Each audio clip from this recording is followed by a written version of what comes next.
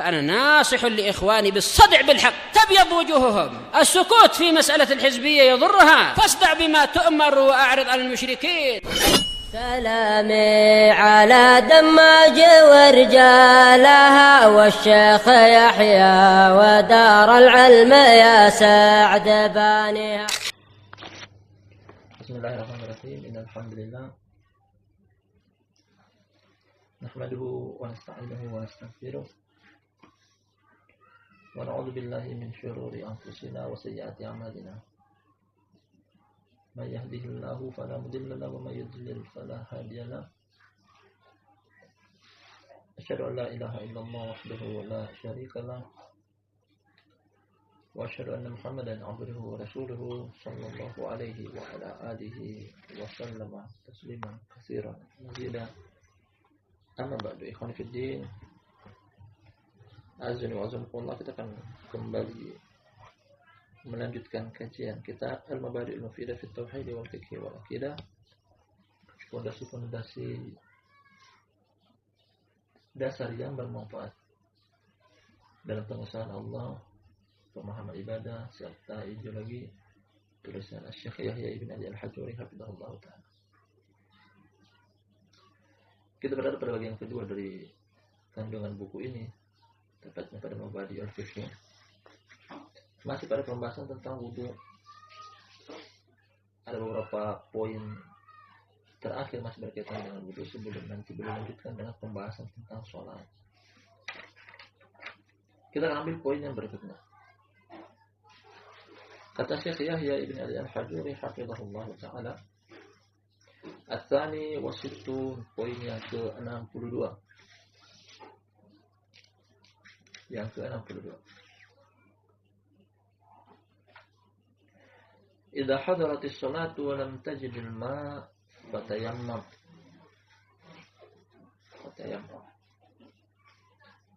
Artinya pada poin yang ke-62 adalah apabila telah tiba waktu sholat dan engkau tidak mendapati air, maka bertayamumlah. Kita ulangi poin yang ke-62. Kata sang penulis, apabila telah tiba waktu sholat kemudian engkau tidak mendapati air, maka bertayamumlah. Nah, jadi pembahasan kita kali ini adalah tentang tayamum. Yang mana tayamum adalah taharah alternatif, taharah pengganti dari taharah asil, dari taharah yang utama, yakni berwudu. Berwudu sesuai dengan namanya. Dari kata wudu, air yang digunakan untuk berwudu. Media yang digunakan untuk berwudu adalah air. Dan ada dua alasan berpindah dari taharah asil atau yang inti kepada taharah badil, taharah alternatif. Satunya beliau sebutkan dari poinnya ini. Salah satu dari dua alasan adalah, pertama, tidak dijumpai air, berpindah ke taharah pengganti. Atau yang kedua adalah ada air namun terhalangi untuk menggunakan air, seperti orang yang sakit. Ketika menyentuh air akan semakin memperparah penyakitnya. Jadi ini dua alasan. Dua alasan berpindah dari taharah asli ke taharah pengganti. Yang pertama, ketika tidak dijumpai air. Yang kedua, ketika terhalangi untuk menggunakan air. Nah, berpindah ke taharah jenis yang kedua, tayammum. Dan tayammum adalah medianya bukan air, tapi debu.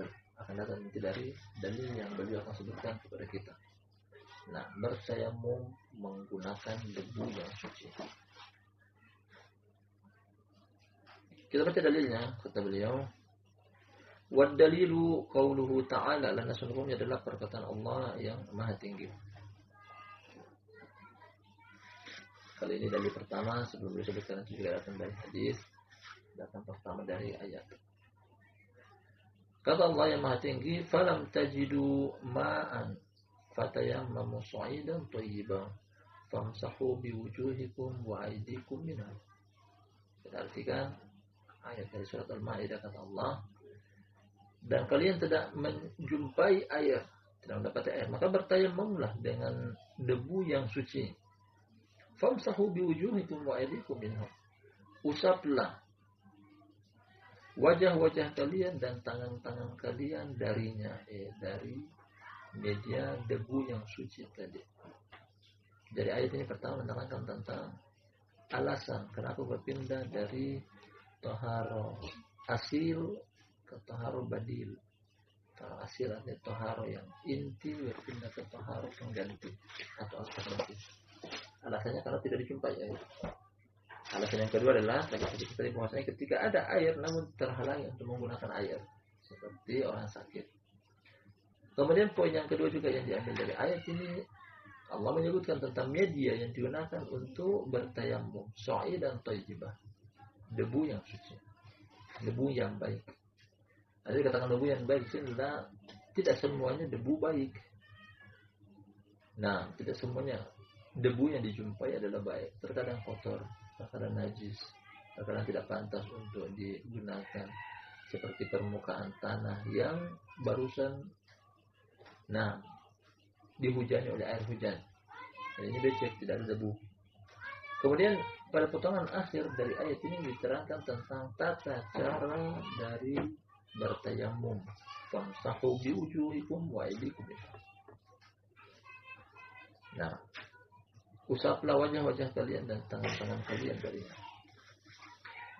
Dohir ayat menerangkan bahwa dalam bertayamum, kita akan terangkan kali ini tentang tata cara bertayamum. Karena sebagian kaum muslim karena mungkin jarang-jarang terjadi hal seperti ini, atau mungkin sebagian mereka belum pernah melewati hal seperti ini, jadi mereka tidak begitu tahu tentang bagaimana tata cara bertayamum yang tepat. Dohir dari ayat ini kita akan datangkan juga nanti dari dalil dari hadis Ammar bin Yasir radhiyallahu anhu. Dohir dari ayat yang dipanggil kita ini menyebutkan bahwasanya hanya ada dua anggota tayamum. Pertama wajah, yang kedua telapak tangan. Cuma itu. Tidak sampai kepala, tidak kaki, tidak juga telinga. Hanya ada wajah dan kedua telapak tangan. Itu pun tangan yang disebutkan di sini adalah tidak sampai ke sikut, hanya sebatas telapak tangan, mulai dari ujung jari jemari sampai ke pergelangan tangan. Kemudian sesuai urutannya dari ayat menyebutkan bahwasanya wajah lebih duluan. Namun datang di luar Al-Quran, tepatnya dari hadis Ammar bin Yasir radhiyallahu anhu, Nabi SAW menganjurkan kepada Ammar bin Yasir untuk ketika berwudu memulai dengan telapak tangan duluan baru wajah. Innama yakfika an taqula bi yadika hakata, kata Nabi SAW kepada Ammar bin Yasir, sesungguhnya saja cukup bagi engkau untuk melakukan hal ini. Jadi dipraktekkan oleh Nabi SAW, kita akan sebutkan nantinya. Kemudian paling pertama adalah mengusap kedua tangan, kemudian baru berpindah ke wajah.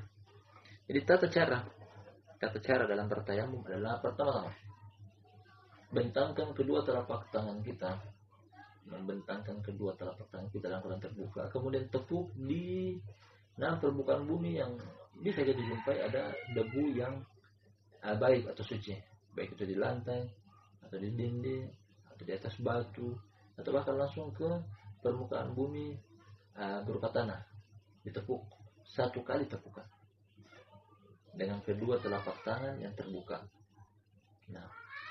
Kemudian sebagaimana dalil dua datang dan kedua-duanya boleh, satu datang dari ayat surat Al-Maidah ayat yang ke-6 ini, satunya lagi datang dari hadis Ammar bin Yasir dan hadisnya sahih dari Imam Bukhari dan Muslim. Kedua-duanya boleh, baik itu mendahulukan wajah dalam tepukan, dalam mengusap setelah bertayamum, setelah menepuk kedua tangan, ataupun memulai dengan kedua telapak tangan. Dua-duanya boleh, namun dengan tata cara yang berbeda. Yang pertama, ketika kita mau mendahulukan wajah setelah kita menepuk dengan kedua telapak tangan kita ke permukaan bumi. Ketika kita ingin mendahulukan wajah,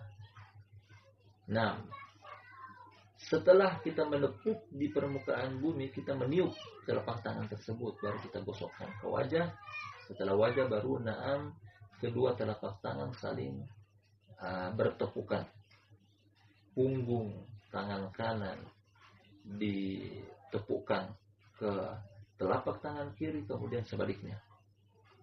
Nah, atau kalau kita ingin mendahulukan tangan, sebagaimana yang datang di hadisnya Ammar bin Yasir tadi, setelah menepuk ke permukaan bumi atau ke tanah, kemudian kita menepuk di kedua telapak tangan tanpa meniup.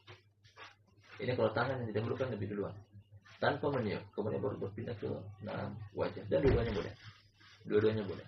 Manapun yang didahulukan, yang jelas adalah bahwasanya anggota tayamum hanya ada dua, wajah dan kedua telapak tangan.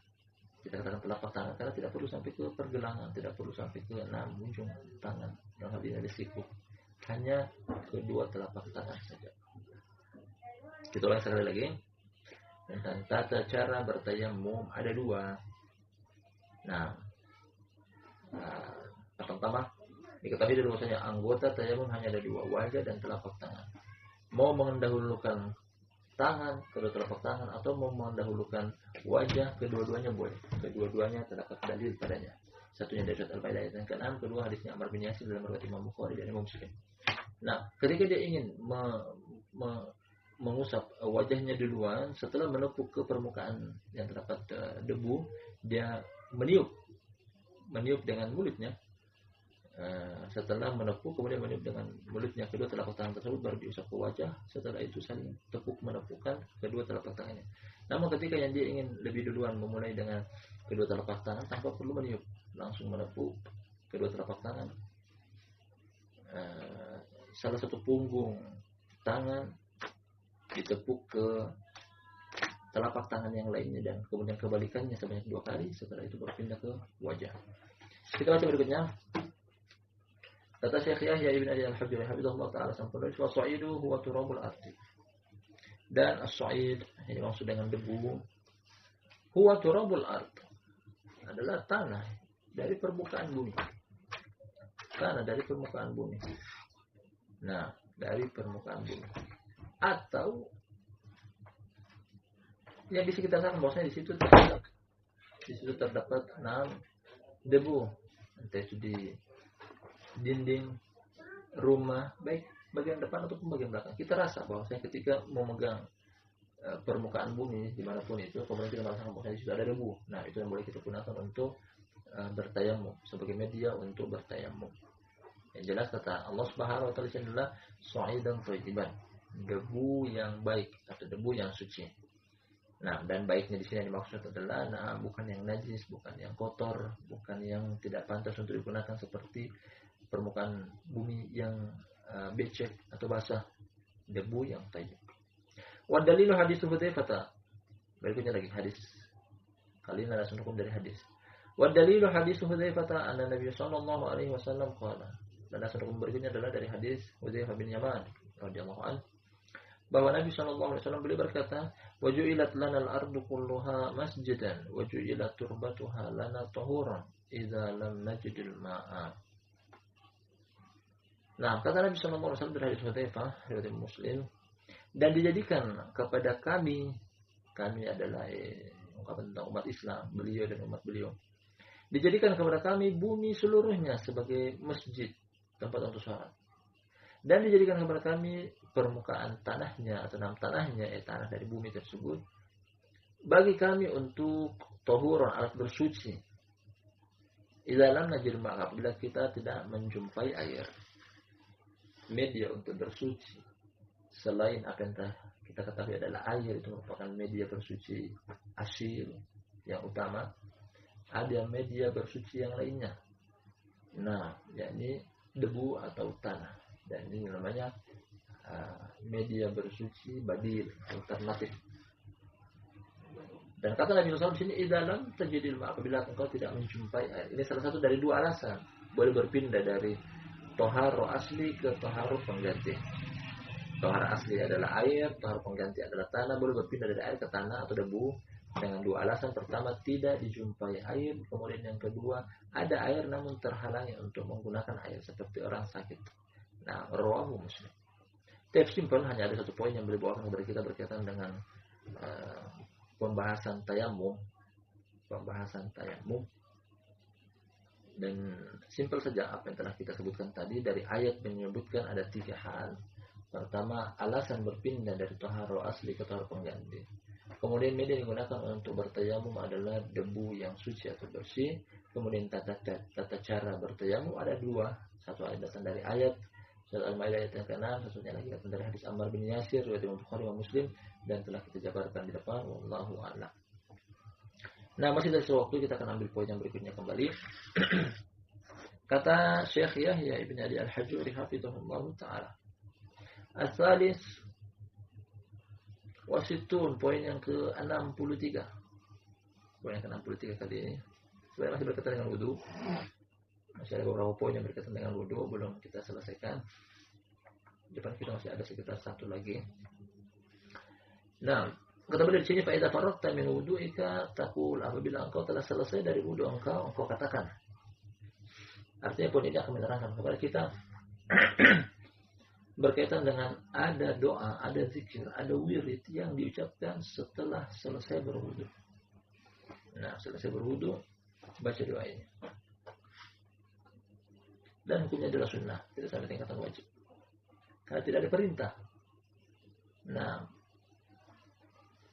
doa ini tidak ada perintah dari Nabi Shallallahu Alaihi Wasallam. Kita akan baca. Apa yang dibaca setelah 6 selesai dari berwudu? Taqul asyhadu an la ilaha illallah wa anna Muhammadan abduhu wa rasuluh. Baca, aku bersaksi bahwa tidak sembahyang berhak disembah kecuali Allah dan bahwa Muhammad adalah hamba sekaligus rasulnya. Titik sampai di situ. Sampai di situ, karena sebagai riwayat akan dari Imam Tirmizi ada tambahannya, Allahumma ja'alni minat tawwabina wa ja'alni minal mutatahhirina wa ja'alni min ibadika sholihin. Hadisnya adalah na'am dhaif, lemah. Lebih kuat yang datang di Sahih Bukhari dan Sahih Muslim. Depan kita ini hadis riwayat Imam Muslim. Nah, wa dalilu hadis Umar bin Al-Khattab radhiyallahu anhu qala Rasulullah sallallahu alaihi wasallam. Beliau akan kepada kita, landasan hukumnya adalah hadis Umar bin Khattab semoga Allah meridainya, bahwa Rasulullah sallallahu alaihi wasallam beliau berkata. Nah, Rasulullah sallallahu alaihi wasallam beliau berkata, Ma minkum min ahadin yatawaddau fa yusbihul wudu thumma yaqulu asyhadu an la ilaha illallah wa anna Muhammadan abduhu wa rasuluh illa futihat lahu abwabul jannati tsamaniyah yadkhulu min ayyiha sya'a. Nah, kata Nabi sallallahu alaihi wasallam, tak seorang pun dari kalian yang berwudu kemudian dia menyempurnakan wudunya, kemudian dia mengucapkan asyhadu an la ilaha illallah wa anna Muhammadan abduhu wa rasuluh, melainkan akan dibukakan bagi dia pintu-pintu surga yang 8, dan dia akan masuk dari manapun yang dia kehendaki. Dari hadis ini riwayat Imam Muslim, hadis dari Umar bin Khattab, penetapan bahwasanya pintu surga ada 8. Pintu surga ada 8. Kemudian ada satu amalan yang mengantarkan seseorang untuk bisa masuk dari pintu manapun yang dia kehendaki, yaitu membaca doa atau zikir atau wirid setelah selesai dari berwudu, dan doanya adalah asyhadu an la ilaha illallah wa anna Muhammadan abduhu wa rasuluh. Perhatikan bunyi hadisnya hanya sampai di situ, ada tambahan Allahumma ja'alni minat tawwabin wa ja'alni minal mutatahhirin wa ja'alni min ibadika sholihin, datang dalam riwayat Imam Tirmizi, dan hadisnya adalah na'am dhaif, lemah, tidak dibaca. Yang ada di depan kita ini riwayat Imam Muslim lebih kuat, dan hanya itu yang dibaca tanpa menambahkan lagi 6 tambahan yang lainnya. Dan hukumnya adalah sunnah. Perhatikan bahwasanya dari hadis ini tidak ada perintah, hanya ada penyebutan tentang selesai dari berwudu membaca doa yang disebutkan di sini. Mereka kepada kita bahwasanya hukumnya adalah sunnah. Setelah kita sebutkan pada pertemuan terakhir, pertemuan sebelumnya, amalan-amalan sunnah dalam berwudu, baik itu di luar gerakan wudu ataupun di dalam gerakan wudu, telah kita terangkan. Termasuk diantaranya adalah 6 hal yang juga termasuk disunnahkan adalah dia setelah selesai berwudu membaca doa Allah asyhadu an la ilaha illallah wa anna Muhammadan abduhu wa rasuluh. Para ulama menggolongkan bahwasanya ini termasuk sunnah wudu yang dilakukan namun di luar gerakan wudu. Di luar gerakan wudu telah disebutkan kemarin, tentang hal tersebut. Walhamdulillahirabbil alamin. Nah, adapun pembahasan berikutnya berkaitan dengan nawaqidul wudu. Poin terakhir dalam pembahasan wudu berkaitan dengan pembatal wudu. Jadi ada amalan-amalan yang ketika dilakukan setelah berwudu, wudu tersebut terbilang batal apabila mengamalkan amalan-amalan yang beliau membawakan kepada kita. Insyaallah kita akan baca pada lain kesempatan. Wallahu a'lam bishawab. Barakallahu fikum jami'an. Ini yang sempat kita ambil pada pertemuan kita di siang hari yang berbarokah ini, mudah-mudahan bermanfaat. Lebih dan kurangnya mohon dimaafkan. Nah, kita tutup dengan doa kafaratul majelis. Subhanakallahumma wa bihamdika asyhadu an la ilaha illa anta astaghfiruka wa atubu ilaik.